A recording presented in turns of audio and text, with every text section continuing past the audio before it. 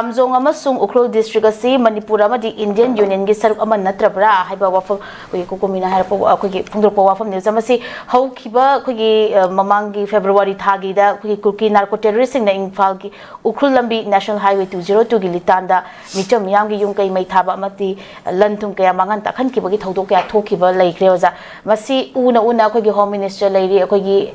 center na koi prime minister na una masi tana tashina dana lairi masi Pahalgam attack ki di masida operation sindur na kudakta koi laman kumbagi operation sindur na koi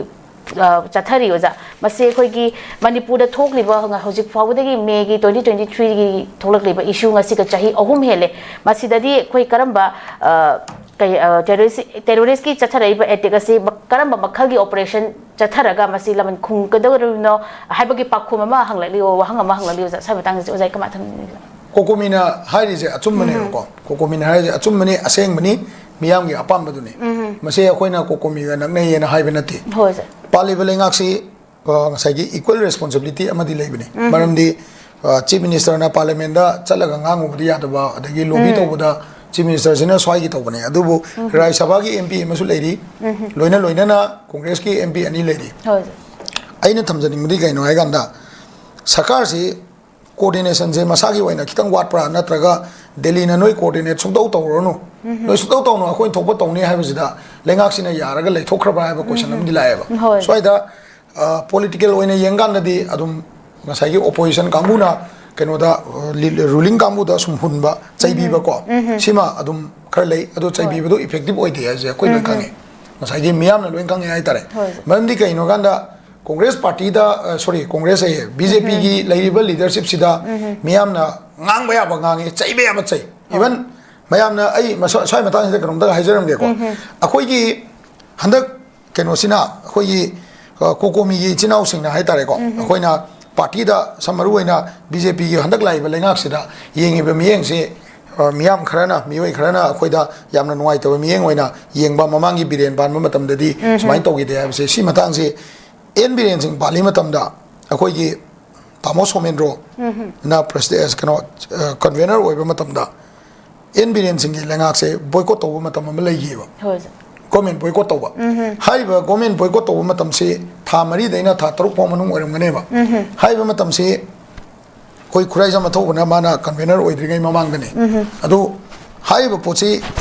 Madugi boycott over Matamdo, BJP Gilenga, Palimai Matam. Adu the NBN sing na chief minister oiba matam neba matam du da yeng miyeng duga hoji hoji yeng miyeng jaga kaisuk thodopa kokomi gi waina khenab leite lowe waina kai maram gi noi kanda matam du su lengak ta pibe aba pressure even government boycott togi handak so dum chief minister ga home minister ga resign to bi waiba gi wang se akoina dum hangjari jineba ani se gi marak ta governor gi rule amasu lai greba governor gi rule je leina dum ngasai gi kai ne koi gi governor gi rule da su adu marak ta no mai kamna ba khona ba dum thoi adubu hojing namli da kai da toriba natraga litanda thoi ba thodok sumaina di adui matam da thom deba the governor gi rules suddenly lokthoga honorable khemchan gi lengak si thaklawn khinjal ganda maduda khinjal ba matungda mana aduda honorable khemchan gi lengak si khinjal laga mantri amata expand to da thamakanda all and soul lega ki responsibility se honorable khemchan ji da injal laga lohol laga side ta sugumba Maitei ga tongramagi mahata rakota tangkhulga nagaga tawonba adagi NSN gi manung da fraction leiba malakpa then akoi KNB ngarang yam phong na changakpa si mayam si sidai da external aggression ne haiba ngam da bataragadi pali belengak si leitabana phareba koi tokthoga miyamna ngasai gi chap pana ba angle da koi hosi haijari duni NBN sing matam da su government boycott togi belai even 14 organization ne di political party Kanodagi, Kanegi, all political party, I thought, national political party, the resign to Rowan and Nominini, General Psycho gives labor. Aduin Nini, General Psycho to the neighbor, Miam, Hortana, the Yum to Gaina and Hotana Toner, but the Kanona, Gomena, CRPF, Nataga CAPFC, Emily Singing Mumdale and Grise, Madugi, agitation to the Gila never. Aduna Mayamna just means a cry Yangaga, Maning Mamang Yanga, Miam Nasu. High pochi cam jumano adagi kadai pau tobno any CS or mana political party maga nagnaraga tinaraga chaminanaba honabagi wafamje agitation नत्रगा agitation लेबल लेतबे वा नतना मदुगी पोतुमा questionable सुमै होइतेबा मरमदि सरकार की पालिबा लेंगा का worry साननबा होनबा सरकार दा प्रेशर तो बाइबसिदि माई मथौनेबा अदुबो नामली द थोइबा तौदोक अदगी होजि कोकोमी ने पलेइबदु अदुगी लेवल बाउदा सेंट्रल गवर्नमेंट ना करिगी होजि बाउ तुमिन लेनो हाइबसे अखोइना मणिपुर गवर्नमेंट ना हाइदबेदा सेंटर दा हाइरक पय मरमसे अखोइ होजि होजि लेइबा पोजीशन जिदा सरकार से अनि बीजेपी लेंगा अनि लीडर अनि लालबा गवर्नर की मतम अमसु लालबा सिगी मतम जे लालबा जिबाउदा अखोइ की लेंगा सिना मणिपुर प्रजा की हकता लेबा की आर्म फोर्सेस में लेबा की लॉ एनफोर्समेंट एजेंसी में जे सिना बंगम दे है मैं क्या सिएंगेबा ओनली धरना द कइदा खरा चैबा काव फुबा मी फारगा लॉ की ओइबा बीएनएसएस की सेक्शन खरा पानबा अदु नतना लॉ एंड ऑर्डर की सिचुएशन जे पीसफुल होइबा मणिपुर हम पोरकदा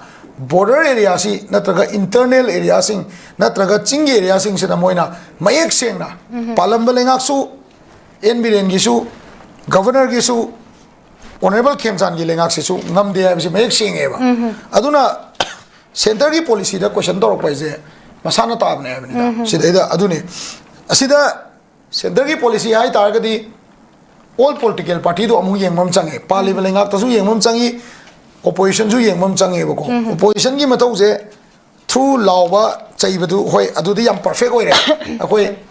yam thina perfect oi re sima yare adubu through the legal angle through supreme court through different committees of the parliament leidna ko adai prime minister gi level da home minister gi level da rai sabha gi mp ani si manar kanda party ki khena ba yengdana punjal laga moi ani rai sabha mp amadi loibu loidoro bani matam takmin na kanda house ta lauram badu natana atopa angle da su kharadi to ya dabra ai haijani je jantar mantar da ichina mayam thoga delhi gi dmcc kai ka mayam thoga dana tawri mayam ma activist mayam chala wangangi sigi activism sigi central government ga unabagi opportunity adagi central government da taksan maya bai opportunity akoina paper dharak po mayam do compile tawraga manipur ki club sukna organization sukna akoi da simu pressure to belai aduna masi akoi home minister da makata na masi ki matang na khana na ba nataga masi naina na ba jaga do lomi ne haibagi wakhalon je leitab jala only political party masen even akoi cso da bauda political party ki type ta allegation to khala ne ba aduga